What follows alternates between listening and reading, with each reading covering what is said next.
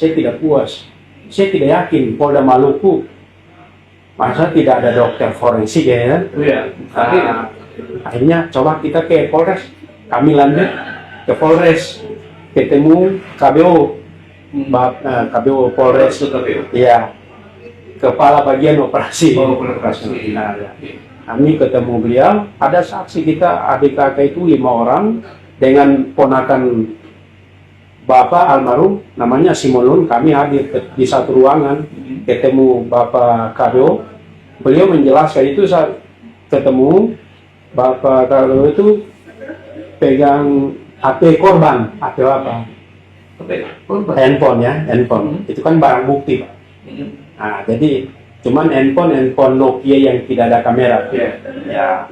Lalu kami ketemu KBO, beliau menjelaskan bahwa memang kondisi almarhum saat itu ditemukan membusuk, jadi malam itu pun kami kawal sampai pagi subuh dimakamkan. Itu saya punya opung, kalau orang Batak opung, kalau orang Maluku itu opa. Meninggal seperti ini. Nah, bapakmu juga sama seperti ini. Langsung saya potong. Bapak belum meninggal. Orang masuk ke dalam rumah maka bapak meninggal. Saya bantah dengan kalimat itu sampai kami pulang, dia tidak tanggapi saya sampai kami pulang. Maksud dia, orang tua saya meninggal tidak wajar gitu.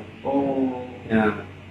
Saya bilang, bapak itu bukan meninggal tidak wajar. Orang masuk ke dalam rumah itu pembunuhan gitu. Maksud saya dibunuh. Jadi saya cuma bilang orang masuk ke dalam rumah maka bapak meninggal. Itu penafsiran Bapak ya? Iya, gitu. Ya. Sampai kami pamit pulang, dia tidak menanggapi saya.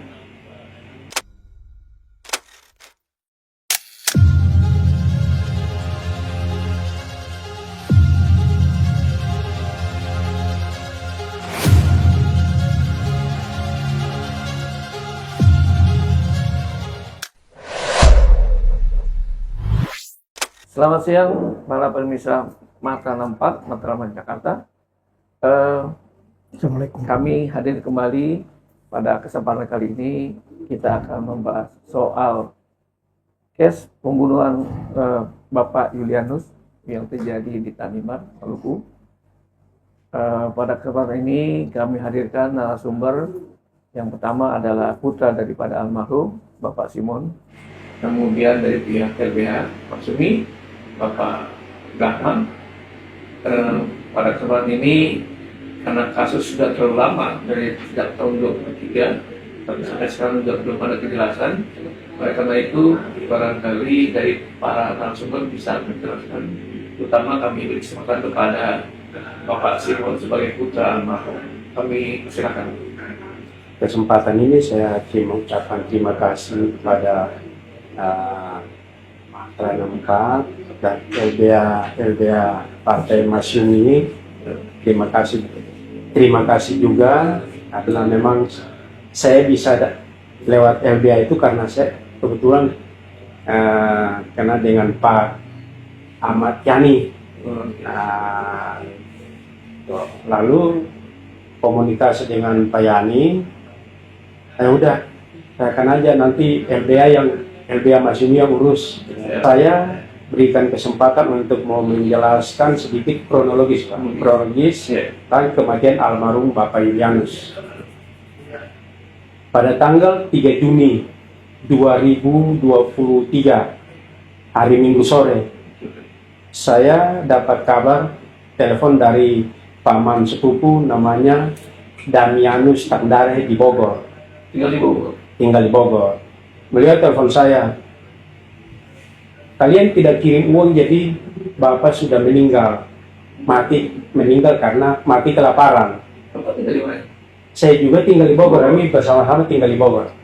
Ya, terus yang berikut, ya beritahu saya juga, kayaknya malam ini mau dimakamkan karena kondisi almarhum sudah membusuk, tidak bisa bertahan sampai besok. Jadi mau dimakamkan malam ini. Terus yang berikut, mau di otopsi pun Polda Maluku tidak ada dokter forensik Tidak ada. Iya, tidak ada.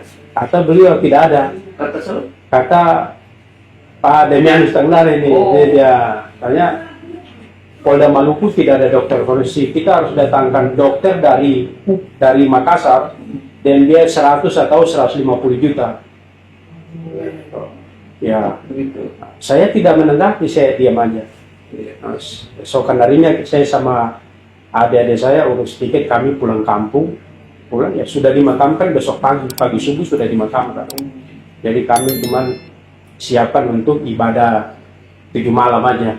Nah, selesai ibadah 7 malam, terus saya ada kakaknya Pak Demianus yang di Bogor ini, namanya Demianus juga di desa tetangga, desa Ribab namanya, nama desanya. Kami datang ke dia lalu duduk berdua di ruang tamu. Di ruang tamunya beliau beritahu saya begini, baru aja 2 orang dari desa Widas datang ini. Mereka bilang ke atas supaya kau jadi yang tua gitu. Bahasanya gitu ya. Menggantikan. Ya, gitu ya. Saya tanya 2 orang itu siapa namanya? Dia tidak mau sebut namanya. Ya, tujuannya adalah ke atas supaya geser aja. Karena almarhum sudah meninggal, kok jadi yang tua gitu. Di keluarga. Ke marga Tanglare ini. Marga Tanglare. Iya. Oh, ini dalam rangka. Di dalam ya. Budaya itu ya. Budaya.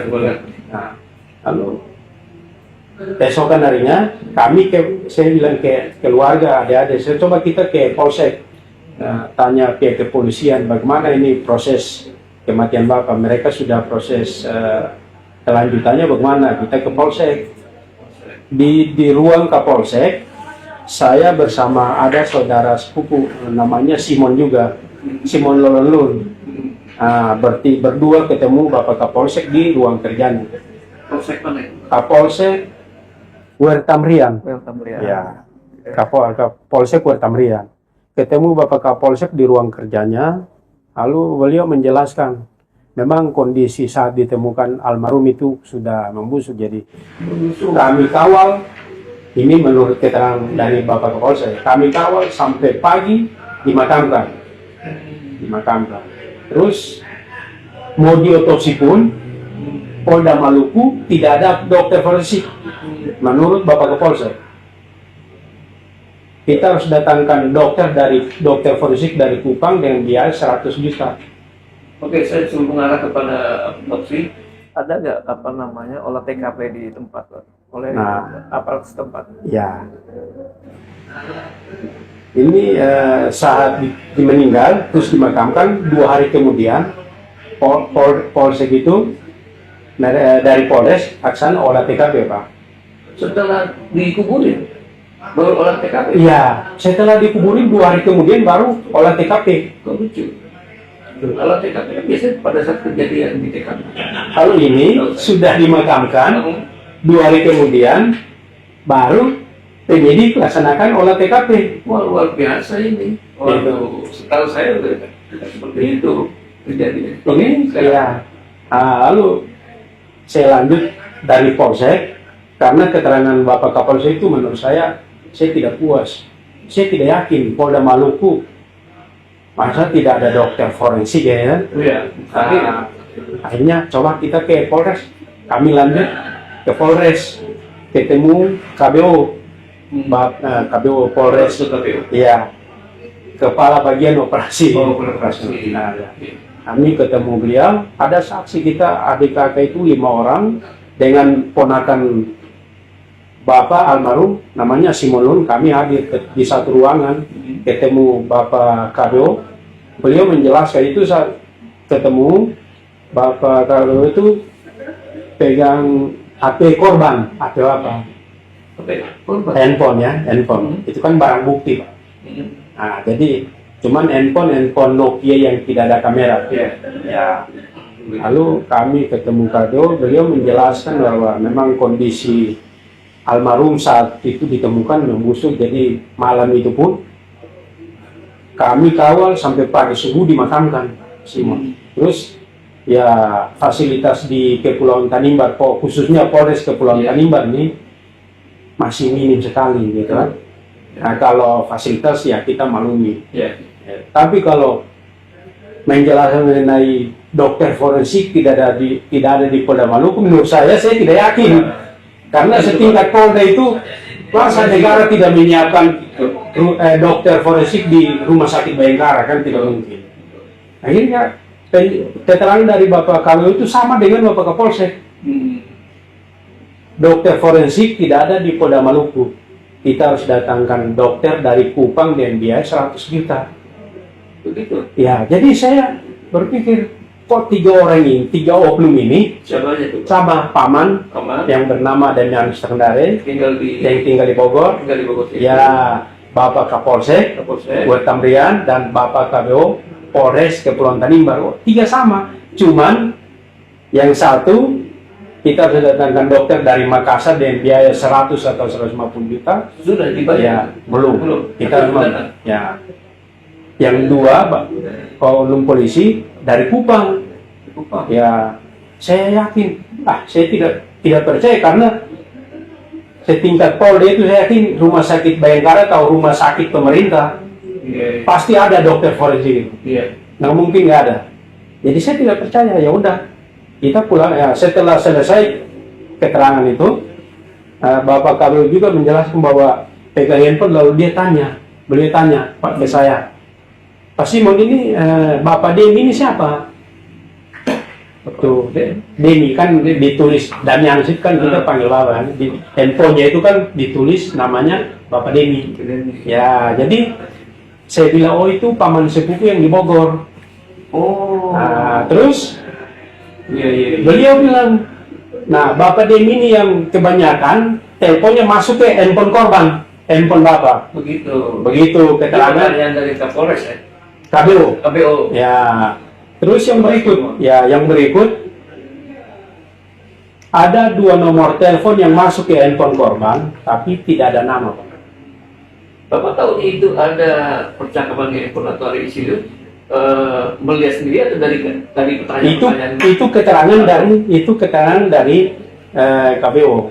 Ya, KBO itu menanya Bapak tentang kejelasan isi dia bukti itu ya? Ya, dia cuma lihat nomor telepon yang masuk siapa aja gitu.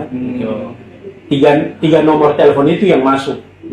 Ya, setelah itu kami anak-anak korban itu 4 orang, masing-masing di BAP.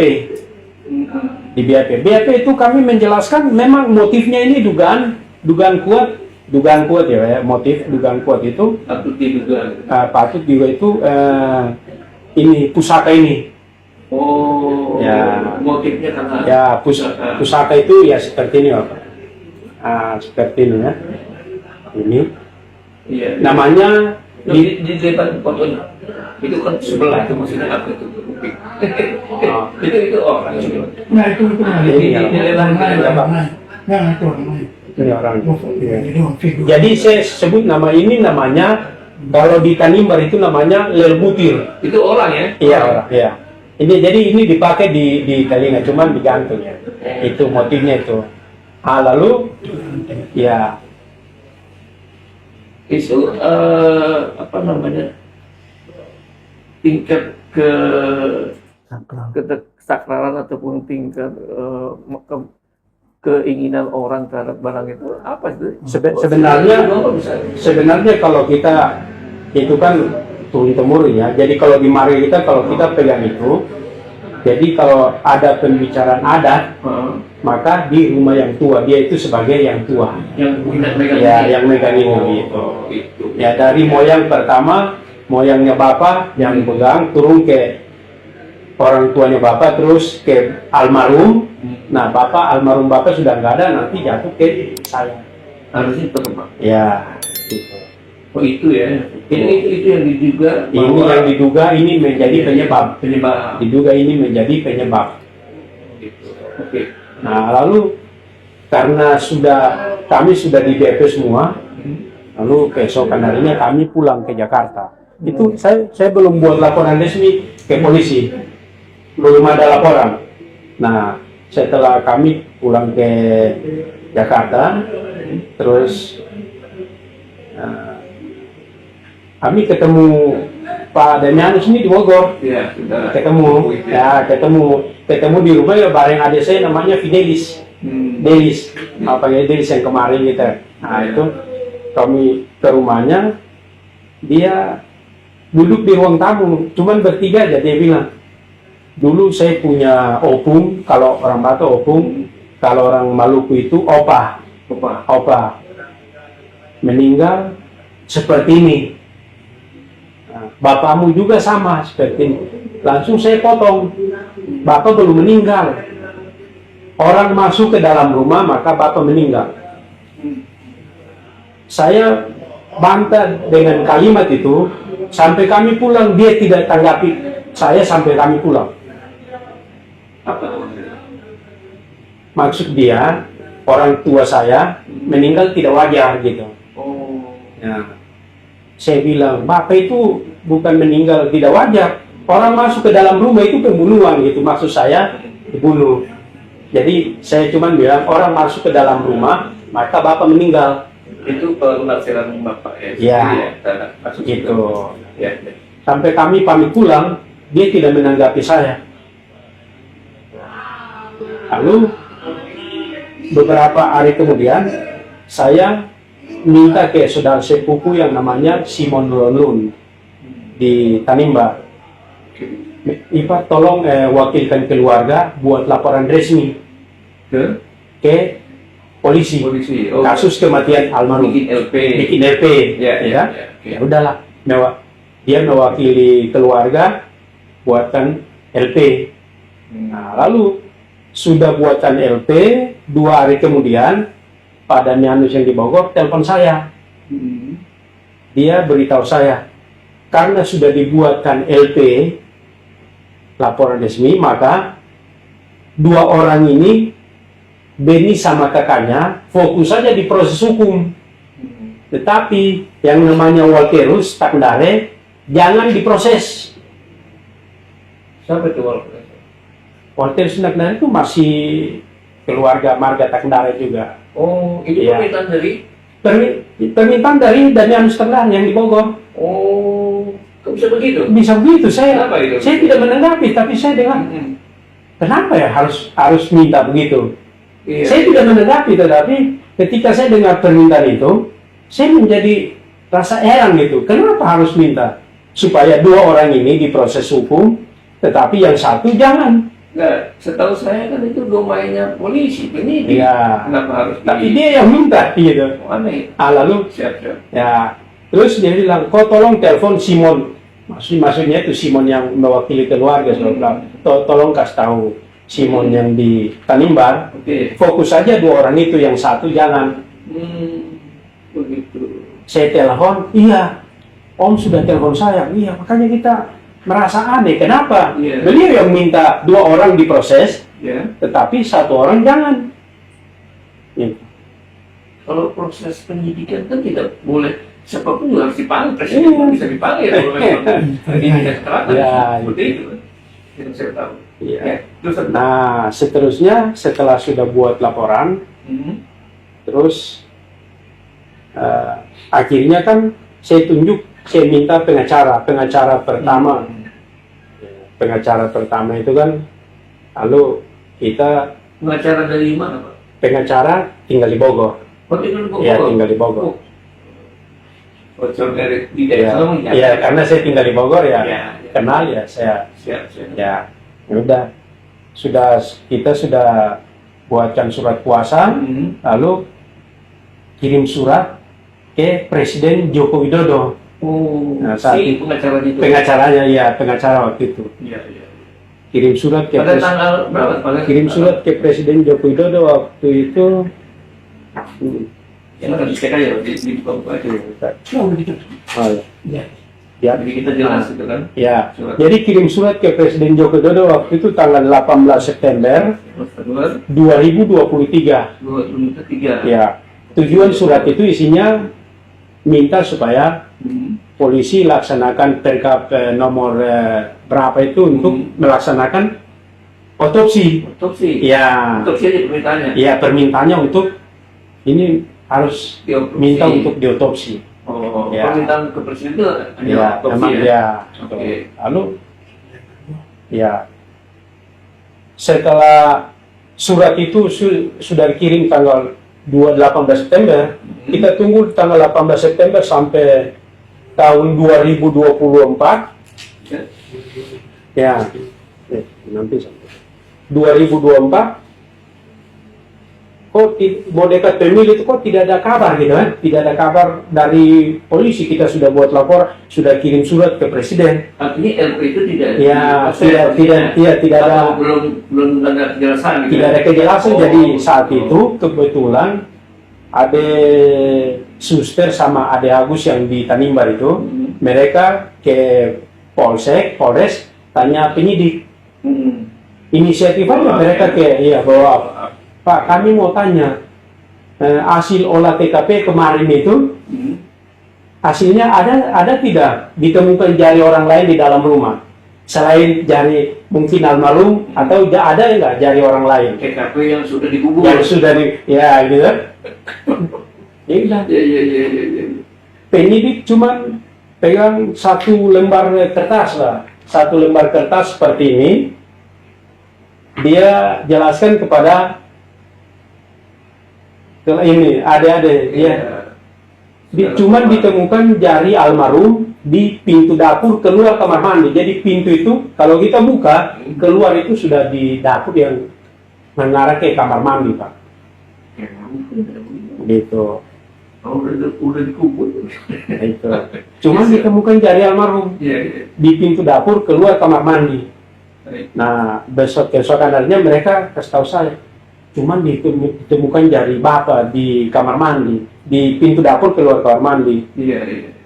Saya tidak percaya, tidak yakin ya, karena darah banyak.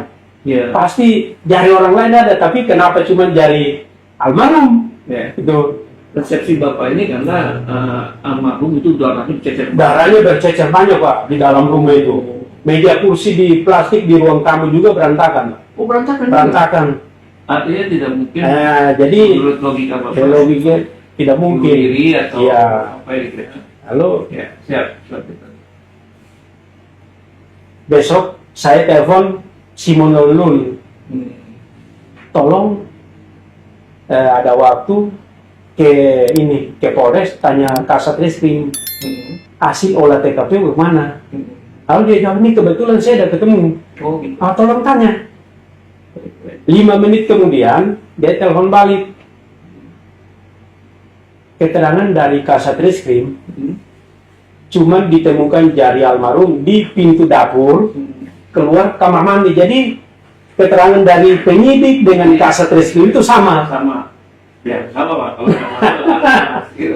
Saya merasa, saya belum yakin juga, Pak. Kok bisa begitu? Ya, karena ngeliat fakta ya. Iya, kok kondisi di dalam rumah berantakan, darah bercecer banyak. Masa ditemukan jari almarhum sendiri di pintu dapur lagi, keluar kamar mandi. Bukan di sekitar. Ya, Itu spontan, Pak.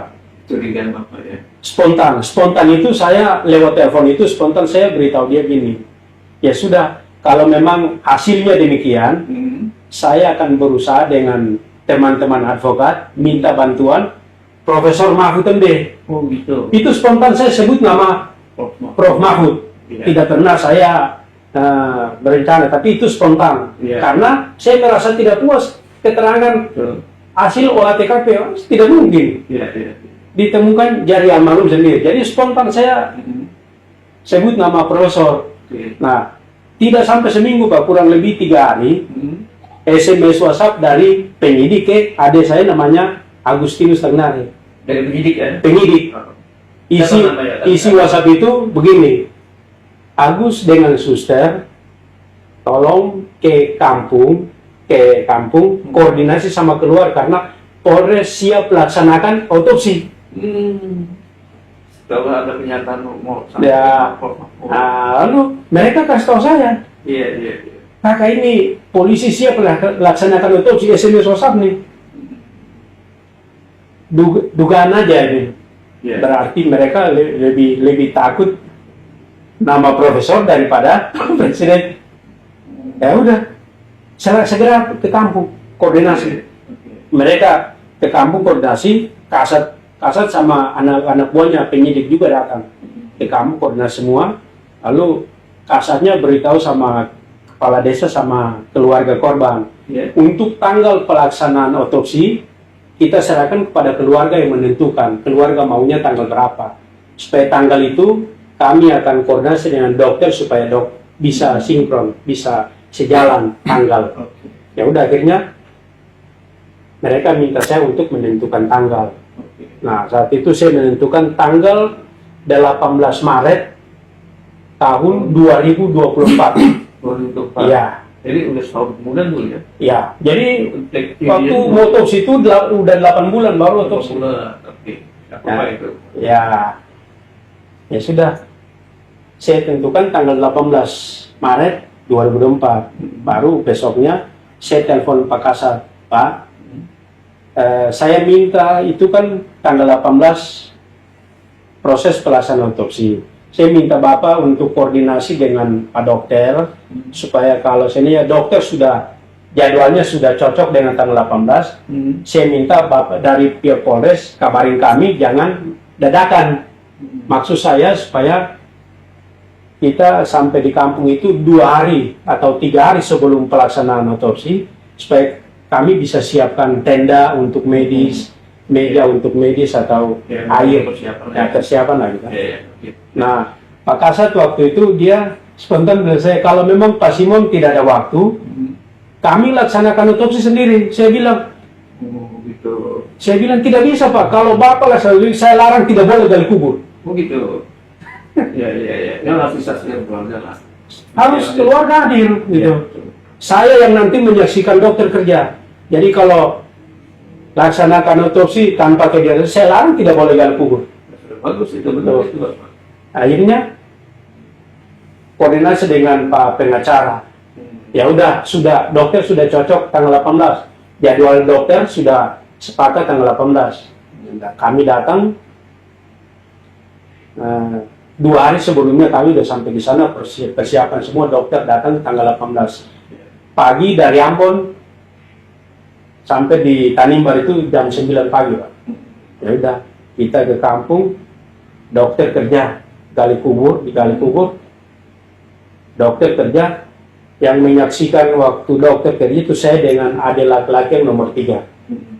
Kami yang menyaksikan. Jadi dokter kerja dari ini sampai selesai itu saya saksikan. Jadi memang saat proses otopsi itu semua lancar, tidak ada kendala, dan memang ada dugaan itu kedua akibat benda tumpul. Ada juga Ya, wafatnya Ya. korban akibat benda tumpul. Itu kesimpulan dari dokter forensik. Dokter forensik.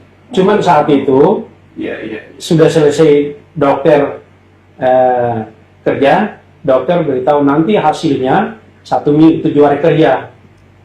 Saya keluarga koordinasi sama penyidik aja.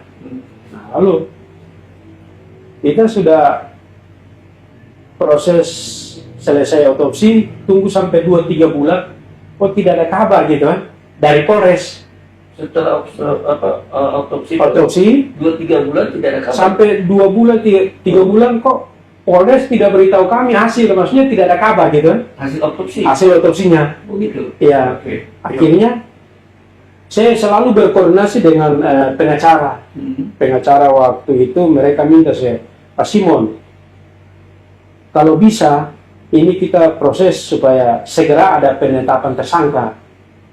Kata siapa itu? Itu pengacara waktu itu. Penetapan tersangka. Ya, saya bilang, Pak, kalau menurut saya, kalau penetapan tersangka saat ini, sementara saya lihat proses penyelidikan polisi penyidik, itu menurut saya tidak profesional, Pak.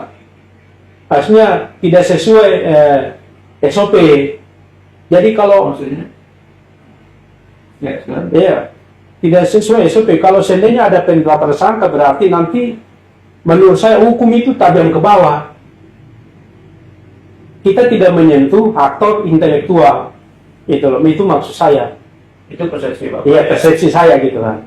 Oke. Jadi di Persaka ada agak perbedaan karena memang saat itu kematian almarhum ini sengaja saya lihat ya, disengaja untuk digeser ke asusila. Susila. Iya, Apa dasarnya? Bapak berpikir asusila. karena memang saya ngobrol dengan pengacara itu sudah dibahas itu di Somlaki di Tanimbar lah.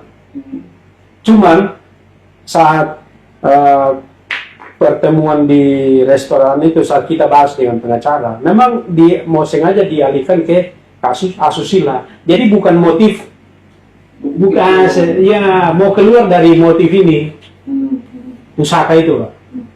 Dia mau dialihkan ke asusila.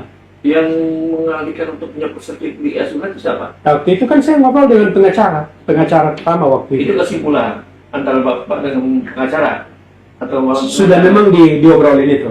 Sudah saya coba. Ini sengaja coba lihat almarhum meninggalkan tidak berbusana. Oh, Itu gitu. tujuannya kan mau dipermalukan gitu loh.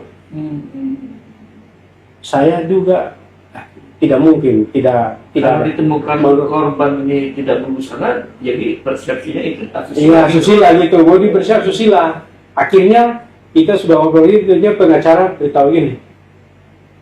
Tapi nggak bisa juga kalau mau dia susila nanti anak itu harus tes DNA lagi. Anak saya itu. Itu anaknya adik saya.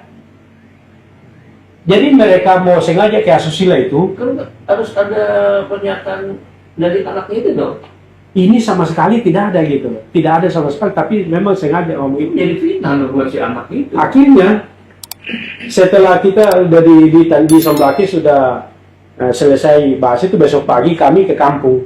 Ke kampung ketemu, kita duduk ketemu kades sama ada paman juga. Paman ini dari tante yang tua punya. Nah, lalu kita tanya, pengacara tanya kades, Pak Kades, 2-3 bulan mundur atau setahun mundur, ada tidak ada kasus asusila? Kepala desa jawab, tidak ada kasus asusila. Akhirnya niat untuk dialihkan kematian almarhum ke asusila itu tidak Valid lah ya. tidak valid. Ya udah, karena dengan cara mau dialihkan ke asusila itu saya pertimbang, oh berarti udah tidak baik gitu kan. Sudah, saya ngobrol sama mereka, akhirnya karena tidak sejalan Pak, kalau saya minta ini kita mesti lapor, saya minta untuk kita lapor polisi kode etik. Waktu itu saya minta pengacara karena proses penyelidikan sudah tidak transparan. Terus statement polisi seperti itu, dokter tidak ada di Polda Maluku. Oh bapak mau Waktu itu saya minta untuk kita lapor polisi kode etik saja ke Propam Polda Maluku. Oh, artinya Bapak melihat hasil penyidikan Ya iya ini tuh, keterangan dari membuat iya. namanya keberatan ataupun Iya. polisi terhadap kinerja polisi. Ya, akhirnya pengacara waktu bilang, Pak Simon, itu kan mereka juga laksana otopsi. Kalau kita tidak bersuara, tidak ngomong ke sana kemari, ya pasti mereka nggak laksanakan otopsi. Gitu. Karena tidak sejalan dengan pengacara pertama waktu itu, akhirnya saya cabut kuasa dari mereka. Saya cabut kuasa dari mereka, terus yang di Bogor itu ya? yang di Bogor. Nah, akhirnya sudah cabut kuasa nih. Terus saya kasih kuasa ke Badan Bantuan Hukum PDI Perjuangan Oh, PDIP. Kabupaten Bogor. Bogor. Kabupaten Bogor. Oke. Gitu. Ya udah, kasih kuasa ke teman-teman BBR Kabupaten PDIP Kabupaten Bogor. Kemudian mereka buat surat pengaduan ke Propam Polda Maluku. Bulan September Tahun berapa tuh? 2024. Laporan Propam ya? Iya, September 2024. iya, pokoknya bulan September 2024. Oke. Nah, lalu bulan November, pengaduan September itu, Oktober, November kita video conference itu saya dengan Dengan? penyidik Propam Polda Maluku. Oh, Ya. proses lah ya? Iya. Oke. Nah, bulan November Pak, kita video conference itu di Polda di DPC aja di Iya, PDP Kabupaten Bogor. Ya. Video conference saja. Itu penyidiknya itu cuman tanya, Bapak meninggal tanggal berapa gitu. Saya bilang tanggal 3 Juni 2024. Sudah bertanya itu, terus dia menunjukkan salah satu surat, surat gini, dia bilang penyidik Propam Polda Maluku itu. Dia bilang, Pak Simon sudah dapat surat ini belum? Gitu. Nah, lalu kami tanya, surat apa itu, Pak? Ini surat penghentian penyelidikan. Oh, SP3. SP3 Artinya sudah dikeluarkan, Yes, ya, oh, sudah gitu. dikeluarkan oleh Polres Kepulauan Tanimbar. Tetapi yang beritahu kami Propam Polda Maluku. Oh, lucu. Artinya itu TKP di Polsek, tapi yang mengeluarkan Polres ya. Polres. Polres. Tetapi ya, tapi yang beritahu kami Propam Berarti itu Polda Maluku. Ini kan lucu di tiga-tiga. Iya. Iya. Ya udah. Karena dia sudah tunjukkan surat itu, saya bilang sama pengacara, kita tutup aja ini video conference untuk tanya, ini kan percuma, SP3 sudah keluar, saya tidak yakin mereka Coba kerja. perhatiin nggak SP3 tanggal SP3 keluar dengan apa namanya laporan Bapak ke Propam itu dibuat Laporan, kita lapor duluan, Pak. lapor duluan. Lapor duluan kode etiknya. Heeh. Artinya secara tempos deliktinya ini, Oh, iya. artinya SP keluar setelah ada pengaduan dong, Ya. gitu nggak? Setelah ada, iya, SP keluar setelah ada pengaduan. Tuh. Jadi kita lapor itu bulan September. Nah, Iya. bulan November itu kita video conference. Iya. Lalu dia tanya-tanya, lalu kemudian Propam itu tunjukkan surat SP3 yang diterbitkan oleh Polres Kepulauan Tanimbar. Tanggal Itu pada bulan tanggal setelah laporan ya. iya, setelah laporan. Ada kan salinan Bapak itu? Ada salinannya semua. Artinya jelas ya Bapak Jelas. fakta ya. Iya. Laporan terpotong dengan SP3 itu. Iya. Ada jeda waktu. Ada jeda waktu sekian bulan ya kan. Nah, lalu Iya. karena sudah tunjukkan surat SP3 sama teman-teman pengacara, ya sudah, berarti pertanyaan ini kan ya saya rasa tidak terlalu penting gitu ya. Ya sudah, kita tutup. Ya. Jeda berapa bulan kemudian, di bulan Juli 2025 kami kirim surat ke Propam Mabes Polri. Mabes Polri. Ya. 2025. 2025 tanggal Tanggal 28 Juli. 28 Juli. Oh, belum lama ya. Ya, belum lama. Nah, laporan kami ke Propam tanggal 28, tanggal 6 Agustus 2026 dilimpahkan dari Propam ke Dirwasidik Dirwasidik. Bareskrim. Bareskrim. Ya. Oke. Nah, setelah ke Dirwasidik Bareskrim, sampai hari ini tidak ada kabar, tidak ada sampai hari ini podcast kita buat hari ini belum ada kabar. belum ada kabar. Oke. Siap. Jadi seperti itu Pak ya? Ya. Kalau bisa. Nah, jadi tanggal 28, nah 25 Oktober itu kami kirim surat saya kirim surat ke Komisi 3 DPR RI. Oh gitu. Ya, tembusannya ke Kapolri, tembusan juga ke BDR PDI Perjuangan di pusat, terus Menko Polkam, juga. ya, dan Presiden Prabowo. Polisi Watch ini enggak? Itu sudah, Ya, semua sudah, sudah, semua ya? ya semua. Oh gitu. Jadi kronologisnya Seperti itu. seperti itu. Oke. Ya. Terima kasih Pak Simon. Ini saudara pemirsa menarik daripada kronologis yang sudah disampaikan oleh anak korban. Memang kalau saya perhatikan dan kita juga perhatikan bersama, ada beberapa yang bisa kita gali lah dari proses kronologis tersebut ya. Sebelum sampai kepada kuasa hukum ini, saya pengen tanya juga kan, apa namanya, dari penjelasan kronologis yang sedemikian dahsyat ini buat saya, gitu kan, sebagai orang yang hukum juga, kira-kira apa harapan Bapak nih? Harapan dengan adanya barangkali kan ada apa namanya, ada tunjuk atau ada ada bukti atau ada apa yang Bapak dapatkan, itu harapan Bapak apa nih? Harapan saya yang pertama adalah kasus ini mesti terungkap. Satu, lengkap. Siapa sebenarnya siapa sebenarnya pelaku? Karena pelaku belum Ya. ditemukan ya. Karena memang sampai saat ini tidak ada pelaku. Tidak ada pelaku. Tapi- Kalau Bapak berpikiran bahwa ini terjadi bukan bunuh diri, Bukan bunuh diri, bukan mati kelaparan, tapi ini memang Oke. ya karena memang ini saya mundur sedikit ya Pak. Jadi sedikit aja Pak. ya sedikit.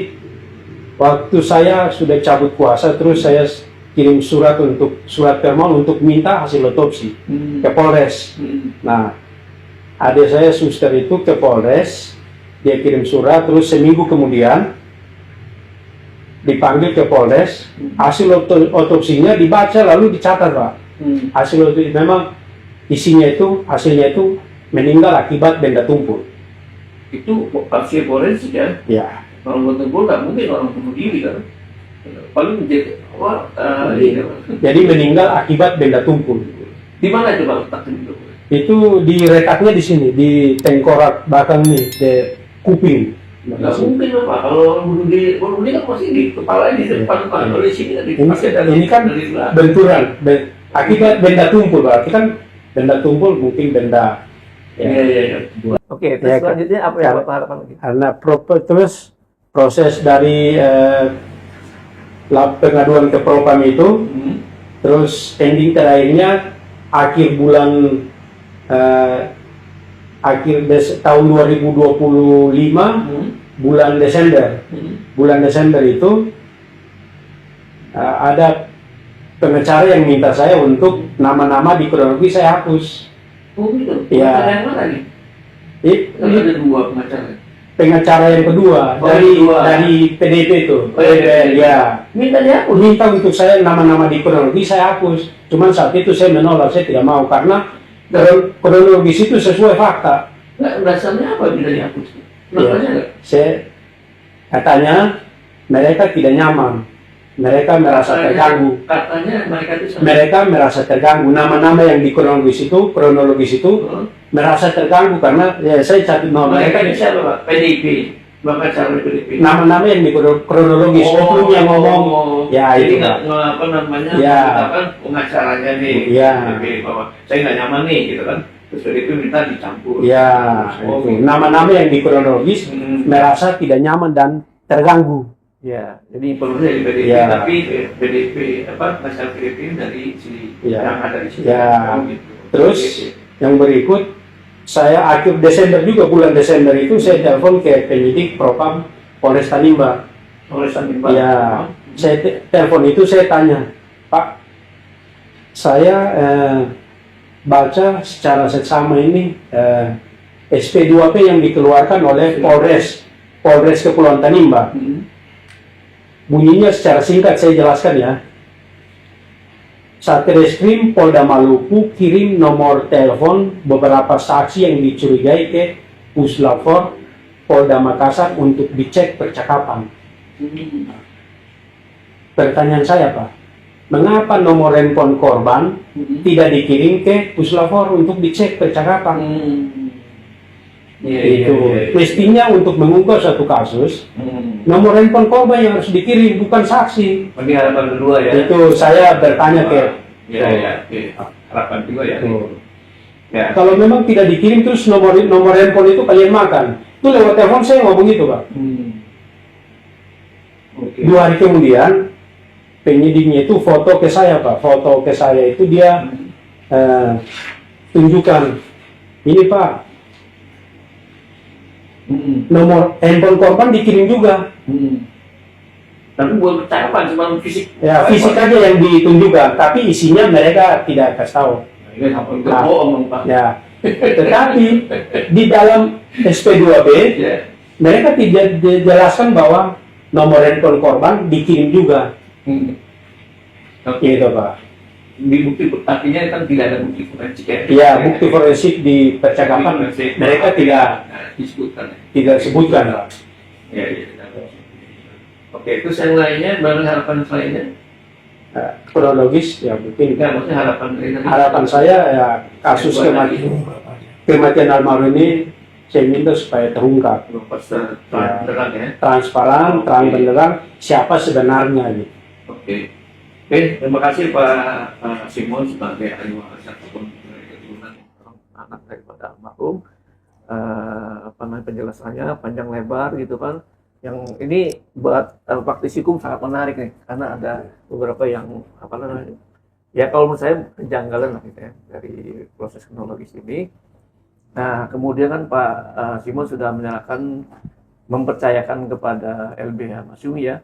Baik Pak. Kemudian pernah dekat kenal sama Pak Ahmad Yani begitu. Nah kemudian nih saya mau nanya nih, berpindah kepada LBH Masyumi.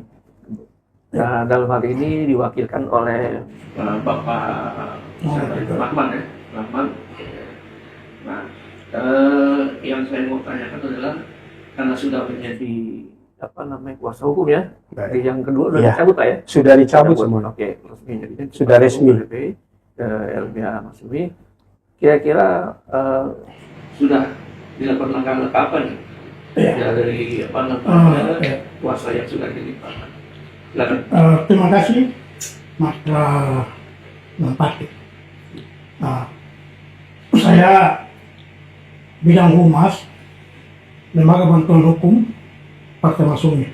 Jadi awalnya mungkin dari awalnya itu klien kami kenal sama ketua umum Partai Masyumi, Pak Ahmad Yani. Terus menaruh kepercayaan kepada Partai Masyumi, terutama kepada lembaga bantuan hukumnya. Saya ditunjuk koordinatornya dalam kasus ini. Jadi kuasa hukum di sini juga ada juga nama Pak Ahmad Yani, Pak Herudin, Bu Nora sebagai istrinya Pak Yani, Pak Ahmad Suwardi, saya sendiri Muhammad Ridwan, ada Pak Ivan, Ali Yusuf, Muhammad Rifai. Kami LBH atau Lembaga Bantuan Hukum berusaha untuk mengungkapkan kasus ini. Jadi kami mungkin pengacara yang ketiga ya. Yang ketiga. Jadi sebelumnya sudah ada pengacara pertama di Bogor juga. Di Bogor Kemudian juga, ya. mereka mempercayai pengacara kedua dari Iya. PD Perjuangan. Kabupaten Bogor. Ya. Nah, jadi ternyata dalam perjalanannya kan belum ada kabar tuh. Ya. Ya. Ternyata begitu ditelusuri ulang bahwa dari Polres Kepulauan Kalimantan sudah mengeluarkan SP3. SP3 ini kan. SP3 itu. Nah, kami sebagai LBH yang baru mulai lagi membuka kasus ini, mudah-mudahan saya harus menanyakan lagi kembali, Ya. membuka dalam hal ini. Jadi kami berusaha membuka lagi karena kami menganggap ada novum baru yang diungkapkan sama Pak Simon. Makanya kami mulai bersurat, mulai dari kemarin kasus kami udah ke Propam ya, kami ke Kepala Divisi Profesi di Pengamanan Polri Propam ya, terus Kepala Biro Sidik, ada 3 di Mabes Polri itu, dan yang terakhir ini Inspektorat Pengawasan Umum Polri. Ya. Memang Pak Simon ini belum bisa langsung seperti di PAP itu kan, jadi harus buat kembali, harus suratan dulu, dulu. Mudah-mudahan dipanggil baru mulai penyidikan yang kita anggap mulai baru lagi. Jadi tadi yang dijelasin kepada Pak Simon itu, kami juga menganggap banyak kejanggalan ya, kejanggalan yang sudah dipaparkan tadi oleh Pak Simon. Banyak kejanggalan yang kami anggap itu tidak sesuai dengan peristiwa hukum lah, tidak sesuai. Mudah-mudahan soal-soal ini akan dijawab nanti, baru kemudian kita akan maju lagi. Langkah hukum yang dilakukan oleh LB Masyumi kan sudah apa namanya, tadi kalau saya perhatikan sudah lapor ke Irwasum, Iya. ke Polpam, ke Wasidik ya. Iya. Nah, itu langkah-langkahnya ya. Iya. Oke.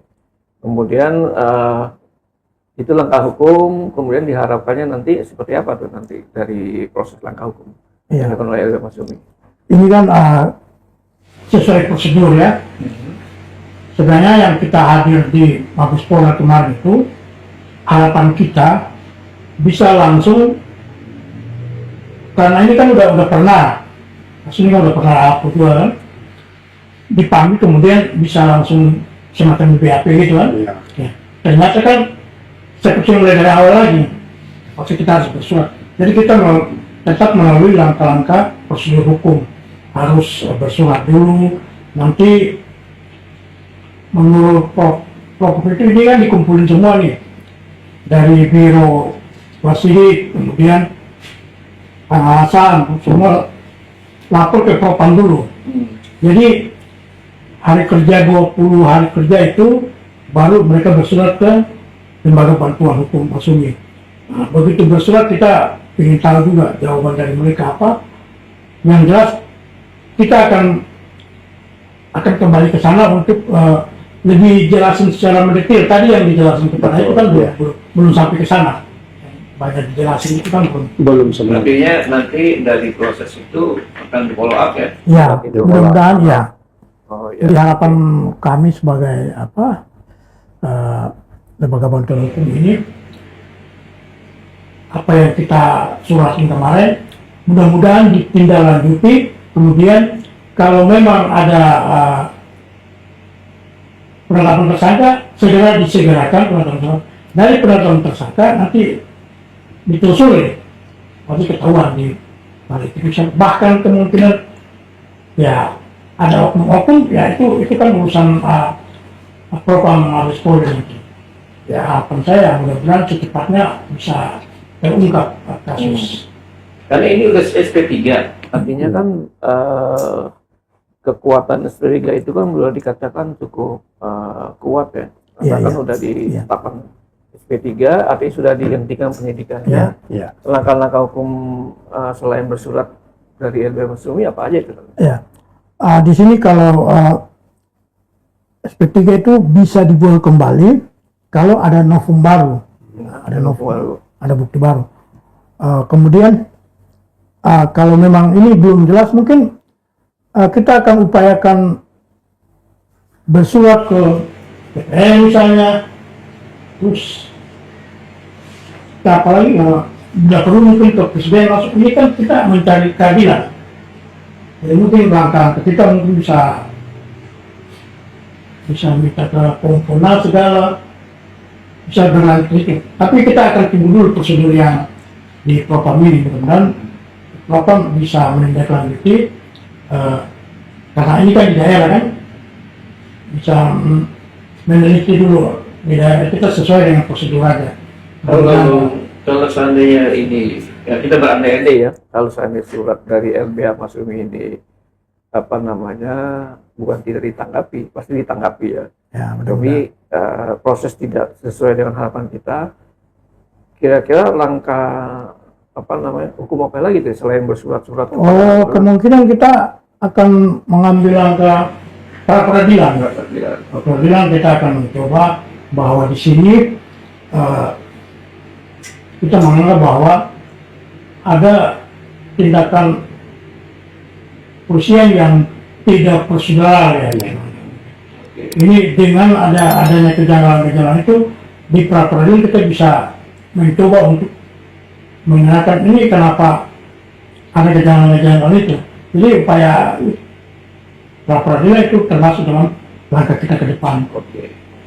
Baik, sekiranya cukup Pembahasan kita ya, kayaknya udah sampai 1 jam lebih nih kayaknya. Iya.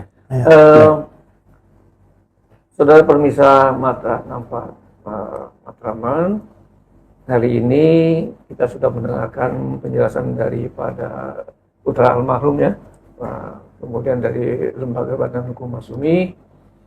Kalau boleh saya sampaikan bahwa telah terjadi patut diduga pembunuhan ya terhadap korban pembunuhan yang sangat jelas menurut kami dari penjelasan dari keluarga korban. Nah, dari dalam kronologis itu bisa dikatakan banyak kejanggalan-kejanggalan lah. Ya. Kejanggalan-kejanggalan yang bisa kita dengarkan tadi dari keluarga almarhum, dan kejanggalan ini memang cukup menarik untuk bisa diungkap, dikaji, gitu kan. Oleh karena itu dari pihak kuasa hukum yang sekarang dari LBH Masyumi itu sudah melakukan langkah-langkah hukum ya, langkah-langkah hukum bagaimana kejanggalan itu bisa terungkap. Karena bagaimana juga polisi dalam hal ini sudah mengeluarkan SP2HP dan SP3 Ya. secara prosedural ini sebetulnya kasus sudah tertutup, ya kan? Namun di dalam KUHP perundang-undangan SP3 itu bukan suatu yang koti atau yang sudah final dan binding. Artinya masih bisa kita upayakan SP3 itu untuk kita buka kembali asal ada beberapa persyaratan. Nah, dari ungkapan dari pembicaraan kita tadi ada satu, kita kita cari bukti baru semacam novum lah dalam PK. Nah, kemudian juga kalaupun itu juga belum cukup, dengan sangat terpaksa LBH Masyumi akan melakukan pra-pidana kepada Kepolisian Republik Indonesia. Sekiranya begitu ya. Ya. Baik. Oke. Demikian para pemirsa Matra TV, kepada semua pihak saya ucapkan terima kasih yang sudah hadir memberikan informasi, dan kepada para pemirsa kami cukup sekian. Wabillahi taufiq wal hidayah. Wassalamualaikum warahmatullahi wabarakatuh. Waalaikumsalam. Salam.